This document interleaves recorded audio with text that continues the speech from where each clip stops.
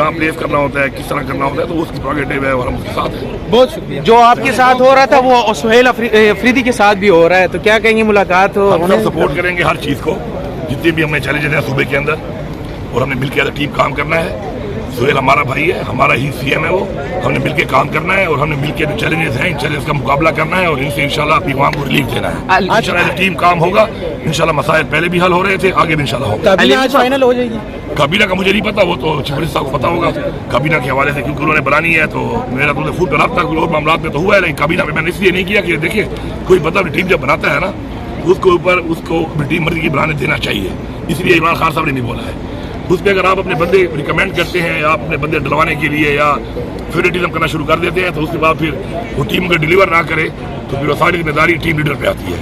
اگر ذمہ داری اس کے اوپر آنی ہے تو پھر ہمارا فرض بنتا ہے کہ ہم ٹیم بھی اس کو بنانے دیں. وہاں اس ٹیم کو جو بھی بنتی ہے ان کو فل سپورٹ کرنا چاہیے. جیسے آپ کو معلوم ہے کہ آج ایک ہمارا سینٹ کا الیکشن ہو رہا ہے اور جس طریقے سے ہمارے ریزرو سیٹ کو چوری کیا گیا تھا آپ کے سامنے ہی حالات ہیں. ایک بڑی زیادتی ہوئی ہے. پہلے ہمارا مینڈیٹ چوری کیا گیا 8 فروری کو, اس کے بعد پھر اس طریقے سے 1.5 سال تک ہمارے الیکشن نہیں ہوئے سینٹ کے. اس سے پہلے ہماری ریزرو سیٹ چھین لی گئی. تو ابھی یہ پھر ہمارے کوئی لوگوں کو انہوں نے ناجائز سزا دی ہے جو بہت بڑی زیادتی ہے ہمارے ایم این ایز کو, سینیٹرز کو.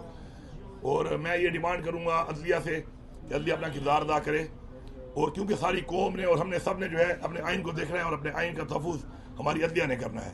تو میری عدلیہ سے ریکویسٹ ہے کہ آپ فرنٹ پہ آئیں, اپنا وہ رول جو آئین کے مطابق آپ نے ادا کرنا ہے اس قوم کے لیے, اس قوم میں قانون کی بالادستی کے لیے, آئین کی بالادستی کے لیے, تو بھرپور طریقے سے اپنا کردار ادا کریں گے. جس طرح کے حالات چل پڑے ہیں ایسے حالات میں ملک کو بڑے چیلنجز ہیں, پھر ہمارے صوبے پختونخوا کو بڑے چیلنجز ہیں. تو میں یہ سمجھتا ہوں کہ جب تک تمام ادارے اپنے ڈومین میں رہ کے صحیح طریقے سے کام نہیں کریں گے تو ہم ان چیلنج کا مقابلہ نہیں کر سکتے. تو ہمیں ہر چیز سے بالاتر ہو کر اپنے اپنے جتنے بھی ادارے ہیں انہوں نے اپنا وہ جو فرائض ہیں وہ انجام دینے ہیں جو ان کو آئین کے مطابق دینے چاہیے, اور جس کے لیے ان کو تنخواہ مل رہی ہے, امارات مل رہے ہیں, اور جس کے لیے ان کو ان منصب پہ بٹھایا گیا ہے. اور آخر میں یہ بھی کہوں گا کہ جتنا بڑا منصب ملتا ہے اتنا بڑا سوال بھی ہوگا. تو جو کہ ہم مسلمان ہیں تو بحیثیت مسلمان میں ان کو یہ کہوں گا کہ آپ نے کل اس کا جواب دینا ہے. جس منصب پہ آپ بیٹھے ہیں اس کا سوال آپ سے ہوگا اور آپ جواب دہ ہیں, یہ ہمارا ایمان ہے. تو اپنے ذہن میں کوئی بھی کام کرتے ہوئے, فیصلہ کرتے ہوئے یہ ذہن میں رکھیں کہ آپ جواب دہ ہیں اس کے لیے. جی کوئی کوشچن ہے تو بتا دیں. یہ بتائیں کہ بانی چیئرمین سے کوئی ملاقات کا پروگرام ہے یا نہیں؟ بانی چیئرمین سے ملاقات ویسے بھی نہیں چھوڑتے تھے کتنے مہینے. تو ابھی تو فی الحال ہمارے سی ایم صاحب جو ہیں سہیل افریدی صاحب, ان کی ملاقات ہو جائے بڑی بات ہے کیونکہ ان کا ملنا ضروری ہے, کیونکہ انہوں نے ان سے مشاورت کرنی ہے. اور ظاہری بات ہے ہمارے پارٹی کے جو ہمارے قائد ہیں, ہمارے چیئرمین ہیں, لیڈر ہیں عمران خان صاحب, ان کی حکومت ہے, ان کا عوام کا ان کو مینڈیٹ دیا ہے. تو انہوں نے اپنی ایک لائن جو ہیں, ایک پالیسی, ایک ویژن کے مطابق اس حالات کو دیکھ کے اپنے چیف منسٹر کو ظاہری باتیں بریف کرنا ہوگا. تو اس کے لیے میرے خیال میں سہیل افریدی صاحب کی جو ہے ملاقات فوراً کرا دینی چاہیے تاکہ وہ بیٹھ کر ڈسیشن کر کے اپنی پارٹی پالیسی اپنے لیڈر سے پوچھ کر اس کے مطابق وہ اپنے صوبے کے جو معاملات ہیں ان کو بہتر طریقے سے چلانے کے لیے جلد از جلد اقدامات شروع کر دیں.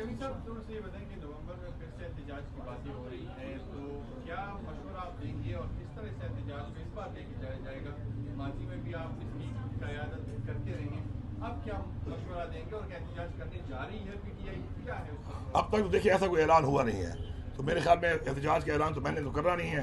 تو اگر ہوگا تو ظاہری بات ہے کہ ہماری پارٹی کی ایک پالیسی میں پرامن احتجاج جس طریقے سے پہلے بھی ہم نے ہمیشہ کیا ہے اور ہمارا آئینی حق ہے, تو وہ اگر ہمیں کال ملے گی ظاہری بات ہے اس کو لبیک کر کے ہم سب نے اس کے اوپر عمل درآمد کرنا ہے.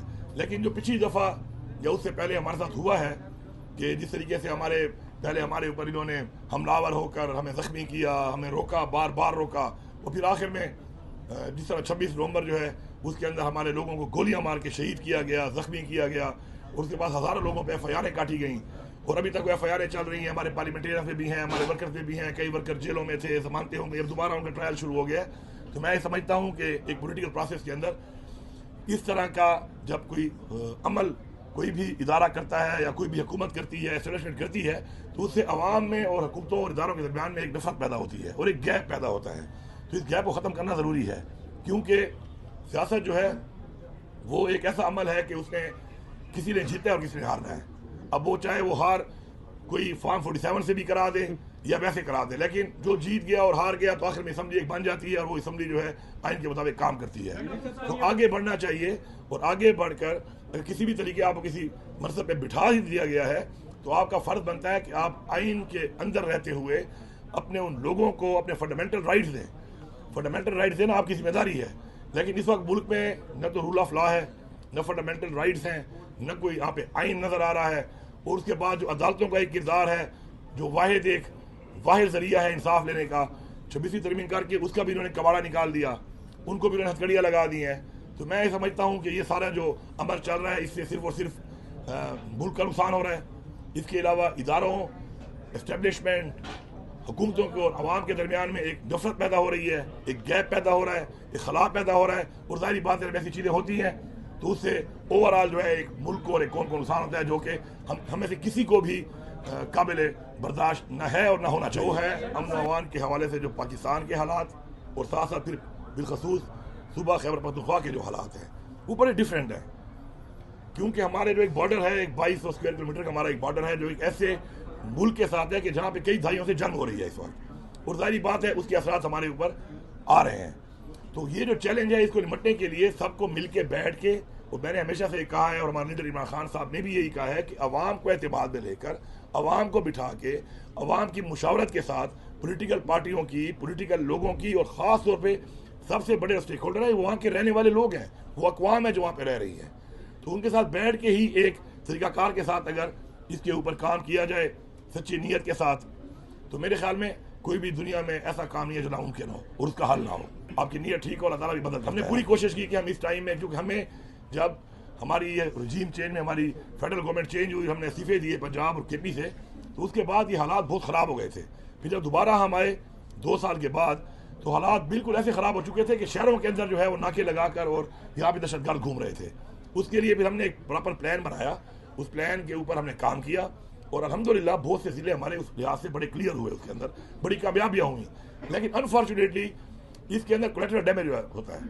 کولیٹرل ڈیمیج کی وجہ یہ ہے کہ یہ جو دہشت گرد ہیں یہ پناہ لیتے ہیں آبادیوں کے اندر، اور جب آبادی کے اندر کوئی پناہ لیتا ہے اور وہاں سے حملہ کرتا ہے تو جوابی حملے کے اندر ظاہری بات ہے، چاہے وہ فوج ہو چاہے وہ پولیس ہو، جب وہ جوابی حملہ کرے گی تو اس میں کولیٹرل ڈیمیج ہوگا، عام شہریوں کی شہادت ہوگی.